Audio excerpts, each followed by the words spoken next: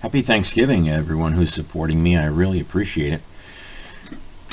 December and January, we have a lot of things planned, and we're going to take it all home in March, I believe, at a Mohegan Sun event. I've asked many candidates running if they would participate in a function in March, and we're going to use the proceeds of our January events to kick that off. But there's two things I'd like to mention, and one is right here on the screen. If you go to the Black Lives Matter page, of course, connected to Antifa, and Ned Lamont, I might add, there's a startling connection between the NAACP, Ned Lamont, and Black Lives Matter. Here we go. They expected, look at this headline, Black Lives Matter statement on Kyle Rittenhouse verdict. They're not shocked. Today's not guilty verdict is expected when white supremacy lives and breathes in our institutions. Let's talk about that. Let's go down to the bottom of the page, to the donate page. Let's go to the donate page. Let's go down to the bottom, okay? These contributions are made with my funds. Here we go. Act Blue Charities is registered charitable organization of the... Here we go. Financial report. Let's get one. Let's look down here. Attorney General's Charities, Pennsylvania, Department of State, Virginia, Washington, Wisconsin. Contact Act Blue Charities. Now, Act Blue is giving $700,000 per month to Richard Blumenthal, who is connected to the Stephen Barrier murder, where a bribe was paid to the chief state's attorney of Connecticut. Act Blue has given Blumenthal $700,000 per month. And I want to highlight something that the Republicans are doing just to be fair and balanced. In my hand is a letter to me from, dated October 29th. I just got it now. I'm wondering why it's 25 days old. But it says that, addressed to me, at my house, says they have a campaign to fight Richard Blumenthal, okay? They wrote to the candidate running, no mention of the candidate running in the entire letter. Hi, Connecticut. Can you support our candidate, John Flynn? No, that didn't happen. Why? I'm afraid there's news about the way they handle these things. They don't want to sit by while despicable Democrats like Governor Ned Lamont and Senator Dick Blumenthal push their terrible agenda on tax increases, big government, socialist programs, and limit the freedoms of law-abiding citizens. I've been to many events, folks, of which none have raised my name. If you have a U.S. Senate candidate sitting in the audience and half the people in the rooms never heard of him, and you're writing letters to the candidate himself about them raising money to defeat Dick Blumenthal, do you think you ought to mention that you have a candidate running while they're scrambling to get other candidates to run against a candidate running? Okay. Guess what? I've been to the New Haven meetings. I've been to the Shelton meetings. I've been to the meetings across the state. There are towns that are 50% Republican, 80% Republican, and 10% Republican. My district is 10% Republican. Now, all we get is flack about District B in Norwalk. Yeah.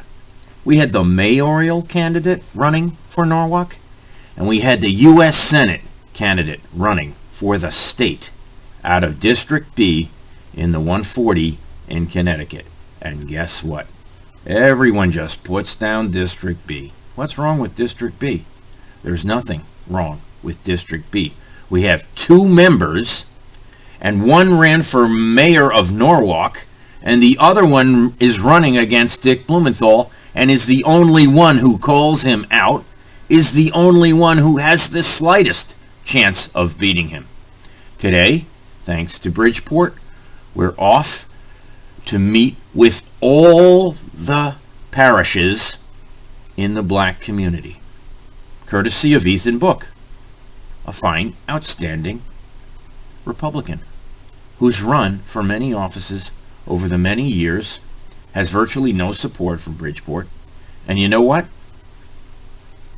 We're doing the right things. We're meeting with the parishes.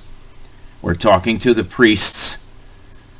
We're trying to get the black vote, not through Black Lives Matter. No, not through Black Lives Matter.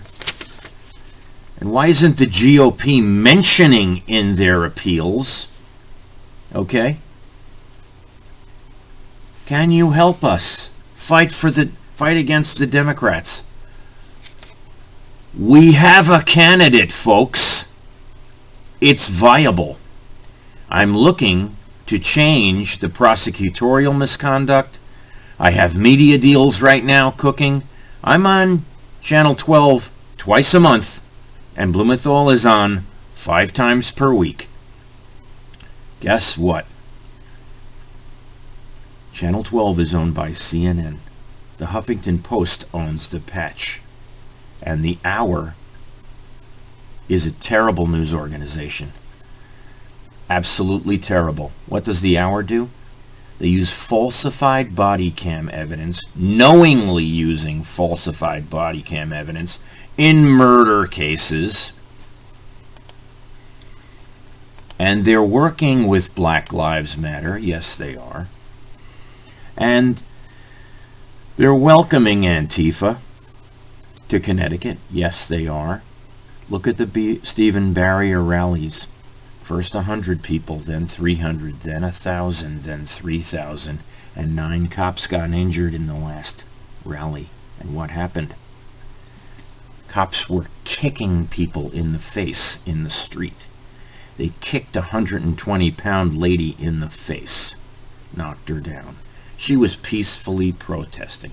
So we have a problem in the Ben Crumps and Mike Jeffersons coming to Connecticut, who are friends with Richard Colangelo, our chief state's attorney, who, if Lamont paid a bribe in 2020, $30 million of your tax money to Trish Lindsay, who shared it with Darnell Crossland, who was under arrest by Richard Colangelo, and when Darnell paid Richard, that charge went away. Now, he was NAACP chair of Norwalk, folks. Do you understand what I'm saying? That when Lamont pays NAACP, Black Lives Matter stood down. Black Lives Matter stood down due to a bribe. Who coordinated the bribe? Richard Colangelo's staff did. So, if you look at Chief State's Attorney Paul Forensic, he's going to be added to a lawsuit soon. And so will Makosi. Who's Makosi?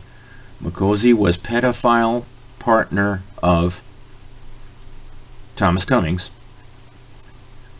a detective in Norwalk.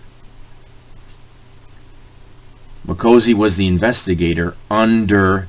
Makosi got promoted to Chief State's Attorney investigator because he was Thomas Cummings' partner when Thomas Cummings, pedophile, had sex with 7 boys, rewarding a detective to a post in the state's forensic unit under Paul Forensic, different, I am telling you right now, to fix these problems, we're going to have to talk about the candidate, folks. We're going to have to talk about who's running and who they're trying to get to run who isn't really interested flip-flopping on the dock like a fish.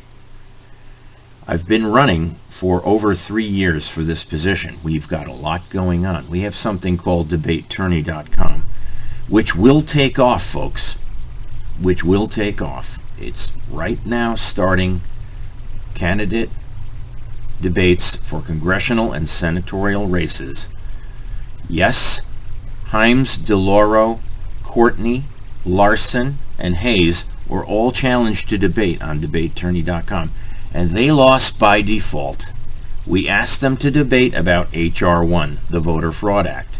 Now we're going to get involved with the Build Back Bankruptcy Plan. The Build Back Bankruptcy Plan. How much of a failure it is. Let's debate Senator Murphy. That's a good idea. Have a great day.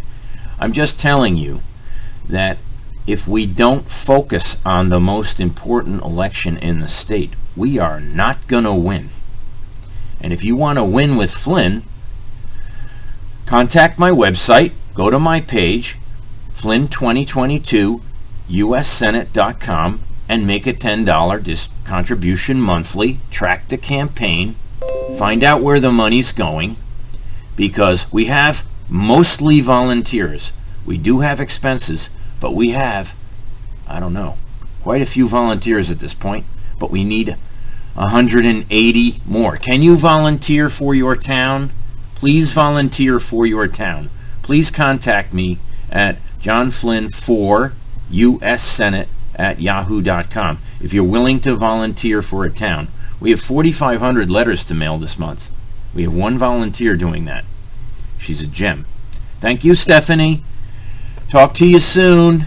She's a sweetheart. Have a great day. And focus, people. Focus on what's important. Parental rights, DCF. These are human trafficking is a gigantic issue. We have a new video about Waterbury human trafficking. It's a must-see. It is a must-see. Yeah, and we're interviewing, hopefully, 2 women who were trafficked repeatedly. Have a great day, and happy Thanksgiving.